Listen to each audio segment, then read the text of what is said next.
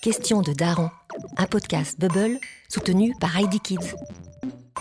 Pourquoi les enfants attrapent-ils des poux ? Non, les poux n'ont pas le culte de la jeunesse. Si on les retrouve plus souvent sur la tête de nos marmots plutôt que sur la nôtre, c'est que le mode de vie de nos bambins est ultra propice à leur diffusion.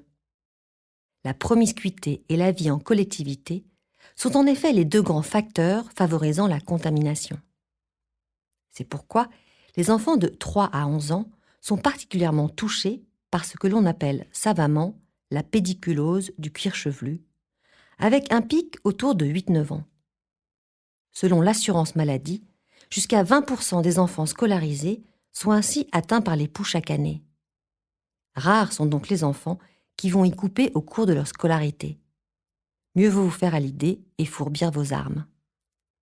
Si les poux, dont le nom scientifique est Pediculus humanus, ne sautent pas comme les puces, ils rampent beaucoup plus vite qu'on ne l'imagine et possèdent des pattes terminées par des griffes qui leur permettent de s'accrocher solidement aux cheveux. Ils changent donc de tête lors de contacts rapprochés, en glissant d'un cheveu à un autre lorsque les crânes de nos marmots se touchent, au cours d'un jeu ou d'une bagarre, ou alors par l'intermédiaire de vêtements, comme les bonnets et les écharpes, ou d'objets tels les brosses à cheveux.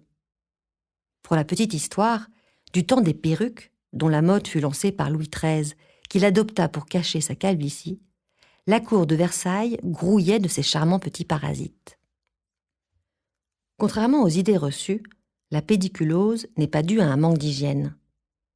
Le poux s'installe aussi bien sur des cheveux propres que sales et, loin d'être sectaire, ne montre aucune préférence pour un type de cheveux.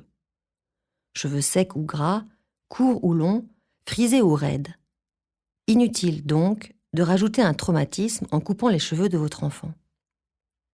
Par ailleurs, si le fait de s'attacher les cheveux et d'éviter d'emprunter le bonnet de sa voisine ou la brosse de sa meilleure amie peut limiter les risques d'infestation, il n'y a pas de remède efficace à 100% pour s'en prémunir. Je serais bien tentée de vous vendre la recette miracle de l'huile de lavande pour terminer cet épisode sur une note d'espoir, mais comme je l'ai testé sans succès sur la tête de mes enfants, ce ne serait guère déontologique. Question de Daron ? Les darons, posez vos questions en envoyant un mail à podcast@bubblemag.fr. À bientôt.